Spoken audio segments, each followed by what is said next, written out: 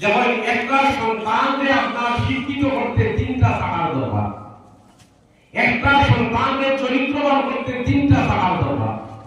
তিনটা শাখা কিতা কিতা? একটা শাখা হইল তার মা বাপ,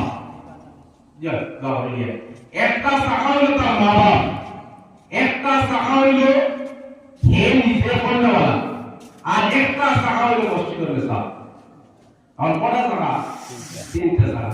এখন যদি করনেওয়ালা করে না মসজিদের নেশায় ঘুরিয়া পড়াইতে পারে মার বুঝুন যে মসজিদের নেশার মেহনত দেখান লাগে, দেখানো লাগে, দেখানা। ঠিক একইভাবে মা বাবা যদি খেয়াল থাকে না আমার সন্তানকে পড়াইতাম, এই দায়িত্ব তাই বুঝুন না, তাই যদি মা নেশাকে সাহায্য করুন না, এই সন্তান আপনার শিক্ষিত হইব কোরআন পড়া শিখিব না, কোরআন পড়া শিখিত নয়।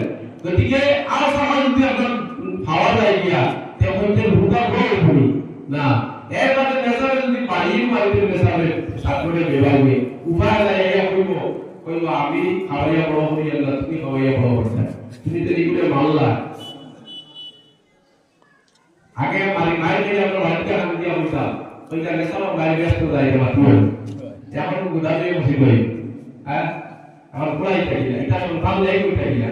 অর্থাৎ দায়িত্ব বা দায়িত্ব যদি আমরা সমাজটারে সুন্দর করুকা, বছর আপনার 5-6 লাখ টাকা বাজেটের ওয়াজ করাইয়া আর একদিন ওয়াজ ভুলা সারা ইয়ার বন্ধা আন্দাজে বাইরে বক্তা হলো, যখন বক্তা হলো ওয়াজের মাসা লাঠিটা ধরলে, হ্যাঁ কেউ কতটা বললে এটা হওয়ার আল্লাহ পাগল নবীর জন্য, নবী পাগল উম্মতে বলছেন ও পাগল যে শব্দগুলো নবীর লগে আল্লাহর লগে হাদিল আপনি মানতে পারেন। আর শাহে আলহামদুলিল্লাহ ইনশাআল্লাহ তানকু মার করা আরম্ভ হইছে, এটা থেকে আপনার ইমানের উপরে করতে রাখা আল্লাহ পাগল নবীর জন্য, আল্লাহ পাগল হইছে মারটা কিটা হবে আর নবী পাগল উম্মতে, নবী তো পাগল নেই আলহামদুলিল্লাহ।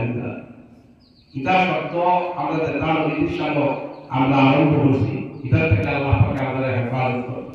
কারণ নবীর শান মান মর্যাদা এটার উপরে যদি সামান্য পরিমাণ আমাদের দস্তক করতে পারে আমাদের ইমান শেষ, এটার থেকে আল্লাহ পাকে আমরা হেফাজত করবে।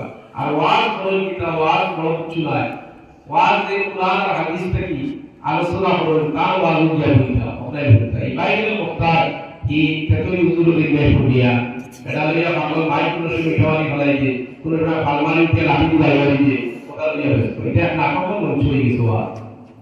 এটার থেকে আল্লাহ পাকে আমাদের হেফাজত করুন। আল্লাহ পাকে আমাদের তৌফিক দিতে, আমার মাঠ হয়তো পড়া হয়ে যেতে পারে, আল্লাহ আমাদের সারিকা